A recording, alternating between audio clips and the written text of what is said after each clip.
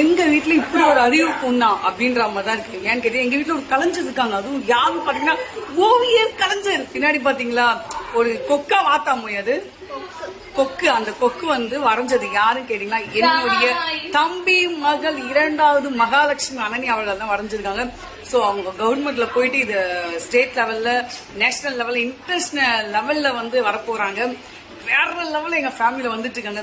இது மாதிரி யாருமே எங்க குடும்பத்துல அறிவாளி கிடையாது. இந்த ஓவியர் கலைஞத்துல தேடி பிடிச்சி பொறுக்கிட்டதை எங்க அண்ணனியா தான் கிடைச்சா எங்களுக்கு. போய் சூப்பரா வரைஞ்சிருக்கேன். இதை கண்டிப்பா நிறைய பேர் பார்த்துட்டு உனக்கு அப்ரிஷியேட் பண்ணுவாங்க. நீ வேணா பாரு, செம்மையா இருக்கு. இதுக்கு உங்க கிளாஸ்ல என்ன சொன்னாங்க மிஸ்ஸுங்கலாம்? சூப்பரா இருக்கு, நீங்க வந்து வீட்ல ஒத்தி பாருங்க. அப்படியா? சரி சரி, நல்ல டேலண்ட். ஒருவேளை என்னுடைய டேலண்ட் தான் உனக்கு இருக்கோ? இருக்கலாமா? சொல்லு. ஐயா வெக்கப்படம் அது